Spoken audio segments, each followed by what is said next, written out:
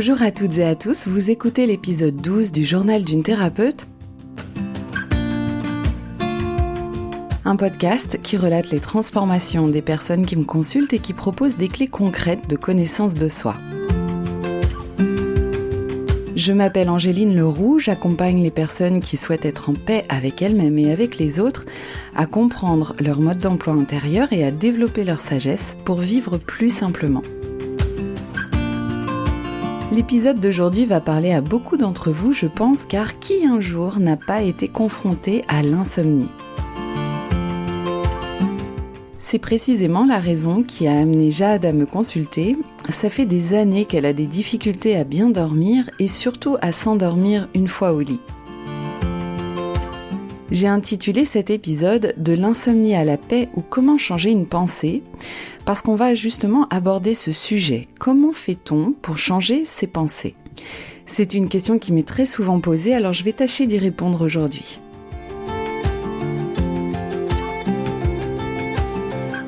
Jade et l'insomnie, c'est une histoire qui dure depuis de nombreuses années et pour déterminer la source du problème, je demande à Jade de m'expliquer ce qui se passe pour elle. En l'écoutant, je vais percevoir si le problème se situe au niveau physique, au niveau émotionnel, au niveau cognitif ou au niveau spirituel. Jade me dit ressentir une tension intérieure avant d'aller au lit et également une fois qu'elle est couchée. Elle se sent crispée, elle angoisse. Elle a peur de ne pas dormir. Elle m'explique toutes ces années d'insomnie avec tous les effets délétères qu'elle a bien connus, l'inconfort d'être dans un état second le lendemain, la peur de rentrer dans le cercle vicieux où plus on est fatigué et moins on dort. M'ayant donc partagé ce qu'elle ressentait, je demande à Jade ce qu'elle se dit intérieurement avant d'aller au lit et une fois couchée. Alors voilà la forme que prend son discours intérieur. Si je n'arrive pas à dormir, alors je serai fatiguée demain et je ne pourrai pas être efficace dans tout ce que j'ai à faire. En plus, je ne vivrai pas pleinement ma journée car je serai dans un état second, je dois absolument dormir. Et puis si je ne dors pas, ma dette de sommeil va augmenter et après ça, je me connais, c'est le cercle vicieux. Je ne dois pas faire d'insomnie, il faut absolument que je dorme. Je demande alors à Jade, qu'est-ce que tu ressens quand tu penses que tu dois absolument dormir ? Et Jade me répond, je ressens de l'agacement, de l'angoisse, de la peur, de l'inquiétude aussi, et puis une tension dans la poitrine, j'ai le cœur serré. Là, je fais remarquer à Jade que sa peur de ne pas dormir est tout à fait légitime. Cette peur, elle est basée en fait sur son expérience, sur toutes les fois où elle n'a pas pu dormir et où cela a eu vraiment des conséquences sur son bien-être le lendemain. Donc pas besoin de se convaincre d'arrêter d'avoir peur puisque le problème n'est pas là. Il n'est pas émotionnel. La peur indique simplement à Jade ce qu'elle ne veut plus. Et puis Jade a conscience de son besoin. Elle a envie d'être efficace et de vivre pleinement sa journée et pour ça, elle a envie d'avoir toute son énergie. Alors maintenant, qu'est-ce que Jade fait quand elle ressent cette peur, cette angoisse, ce cœur serré ? Et là, Jade a essayé plusieurs stratégies. Elle me répond. Avant, j'essayais de me convaincre que j'allais bien dormir, mais ça ne marchait pas forcément. En ce moment, j'essaye de ne pas y penser et d'accepter la tension, mais ce n'est vraiment pas évident. Et puis d'autres fois, j'ai pensé aux somnifères, cette solution me rassurait. Le problème, c'est que ces cachets sont chimiques et me rendent dépendante, et ça ne me convient pas. Alors, quel est le problème véritablement ? Ici, le problème se situe au niveau cognitif, donc au niveau de la pensée. Quand Jade se dit « je dois absolument dormir », qu'est-ce qui se passe en fait ? Elle se met une pression. Et elle l'exprime très bien. Elle a le cœur serré. Et précisément, c'est parce qu'elle se met cette pression qu'elle ne dort pas. Le problème n'est donc pas de réussir ou non à dormir, mais de se mettre une pression. Lorsque Jade essaye de se convaincre que ça va aller et qu'elle va dormir, elle se rajoute encore une pression car elle se force, elle essaye de se convaincre. De la même façon, quand elle s'efforce de ne plus y penser, elle se met une pression. Se forcer à ne plus penser à quelque chose, c'est finalement y penser tout le temps. Enfin, elle a essayé d'accepter la tension qu'elle ressentait, mais là encore, elle se force à l'accepter. Et ça crée une tension de plus. En fait, toutes ces stratégies n'ont pas été vraiment efficaces, tout simplement car elles n'agissent pas au bon endroit. Elles ne font qu'ajouter encore plus de tension. Or, c'est bien la tension qui empêche Jade de dormir. D'ailleurs, la stratégie du somnifère est très intéressante. Jade dit que quand elle pensait à la possibilité de prendre un somnifère, ça la rassurait. Et oui, évidemment, elle devait se dire quelque chose comme « Si je prends un somnifère, alors je vais pouvoir dormir et tout ira bien ». Et comprenez que ce n'est pas du tout le somnifère qui la faisait dormir, mais le fait d'être convaincue qu'elle allait dormir grâce à ça. Donc c'est bien au niveau cognitif que ça se passe. Et bien sûr, si le somnifère a un effet relaxant, évidemment, ça contribue à l'endormissement. Alors, un autre point encore, Jade interprète certains signaux physiques comme des signes précurseurs d'insomnie. Le fait de les interpréter ainsi, ça crée déjà une tension, ça crée déjà une peur. Et après, c'est un cercle vicieux. La tension crée une pensée, la pensée crée une tension, etc., etc. En réalité, ces signaux sont dus à l'excitation de la journée, voire au stress qu'elle a accumulé, et surtout au besoin qu'elle a de décompresser, de se détendre avant d'aller au lit. Et enfin, un dernier aspect, Jade est sensible à son environnement et je percevais dans son système quelque chose autour des rythmes circadiens qui étaient déréglés. Ce qu'elle m'a confirmé puisque, avec la reprise du travail, son rythme est différent. Elle n'est plus vraiment à l'écoute de son horloge interne. Pendant le confinement, en fait, elle allait tous les matins faire une promenade dans la campagne, promenade qui lui faisait un bien fou et à laquelle elle a dû renoncer avant la reprise du travail. Or, plus on écoute cette horloge interne et plus on est en équilibre. Plus notre activité suit ses rythmes naturels et mieux on se porte.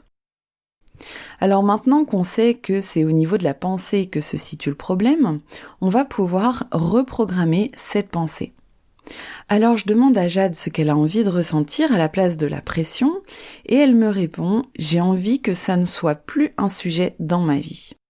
Ok, en fait elle a envie de se fiche la paix avec ça. Eh bien c'est justement la pensée que je lui propose. Je me fiche la paix avec ça. Je demande à Jade ce qu'elle ressent vis-à-vis de cette phrase et elle ressent immédiatement un relâchement, une plénitude, une détente. Ça, c'est bon signe, ça veut dire que son cerveau est d'accord avec cette phrase. Ensuite, je lui demande si elle se sentait relâchée, détendue, qu'est-ce qu'elle ferait ? Et là, Jade me répond du tac au tac, je dormirais. Et puis du coup, je serai encore plus à l'écoute et ouverte à ma vie, je serai plus présente à moi-même et aux autres pour partager encore plus de choses, je vivrai ma vie plus intensément. Je sens vraiment que cette perspective plaît beaucoup à Jade. Ça lui donne de l'élan, de la joie, bref, c'est ça qu'elle a envie de vivre. On voit bien le lien entre ce qu'on pense, ce qu'on ressent, ce qu'on fait et les conséquences que ça entraîne dans la relation à soi-même et aux autres. Ce qu'on pense entraîne un ressenti. Ce ressenti entraîne une action ou une inaction. Cette action ou inaction entraîne des conséquences. On a fait le même exercice d'enchaînement pensée, ressenti, action, conséquence avec la phrase « je dois absolument dormir » pour que Jade se rende bien compte que c'est sa pensée qui l'empêche de dormir. Et puis pour qu'elle puisse aussi bien prendre conscience des effets de cette pensée sur sa vie et enfin qu'elle conscientise qu'elle a le pouvoir de changer ça. Alors, je ne préconise pas du tout d'utiliser la pensée positive dans le sens où essayer de se convaincre du contraire de ce qu'on pense n'est à mon avis pas une bonne stratégie. Pourquoi ? Tout simplement parce que notre cerveau va forcément trouver, même inconsciemment, des objections. Ça peut finir en conflit intérieur et c'est pas du tout le but recherché. Pour moi, il y a une méthode plus douce et surtout plus efficace qui consiste d'abord à bien identifier la pensée qui pose problème et ensuite à trouver une nouvelle pensée avec laquelle on est en accord et surtout qui entraîne un ressenti de bien-être. S'il reste une quelconque miette d'inconfort, c'est que la pensée n'est pas appropriée. Et là, ce qui est inapproprié dans la pensée « je dois absolument dormir », c'est le fait que dormir ne se provoque pas par la volonté. On ne décide pas sciemment à quel moment on va s'endormir, ni à quel moment on va se réveiller. En fait, ça se fait tout seul. L'idée ici pour Jade, c'est d'arrêter de faire un effort. C'est pour ça que la pensée « je me fiche la paix avec ça », ça fonctionne plutôt bien pour elle. Alors j'ai proposé à Jade d'expérimenter au quotidien cette pensée-là, c'est-à-dire d'y recourir à chaque fois qu'elle en ressent le besoin, quitte même à l'utiliser comme un mantra. Voici son retour 2 semaines après la séance. Je sais que je dors peu, 6 heures de sommeil c'est peu, je fais des siestes et des postures de yoga régénérantes, je sais que je peux difficilement mieux faire avec le rythme du travail qui est violent pour mon organisme.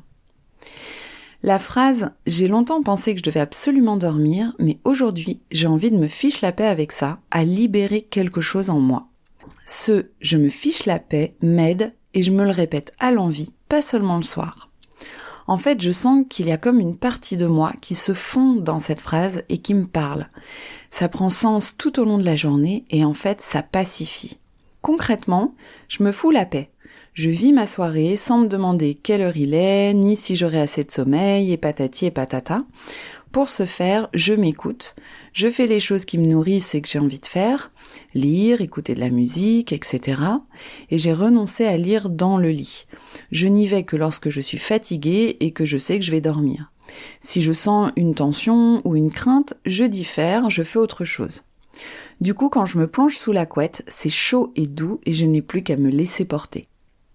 Le midi, au travail, je mange léger dans mon bureau, je fais ma balade vers la forêt et je m'accorde toujours un temps de rien, de silence, je fais une petite sieste ou pas.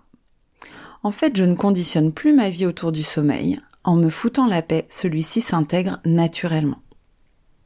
Alors vous l'aurez compris, Jade intègre peu à peu cette nouvelle pensée dans sa vie et ça a déjà un effet sur son comportement puisqu'elle a changé sa façon de vivre en soirée et au travail. Elle a fait de nouveaux choix basés sur une autre façon de penser. Maintenant, son rythme de travail a une réelle influence sur son organisme et 6 heures de sommeil, c'est trop peu pour elle. Jade, pour l'instant, s'adapte à cette situation en optant pour des siestes et des postures de yoga, mais elle sait qu'elle a besoin d'être plus à l'écoute de ses propres rythmes, de son horloge biologique pour vivre l'équilibre qu'elle souhaite. L'essentiel dans cette situation, c'est qu'elle a réussi à trouver des stratégies adaptées à son contexte de vie.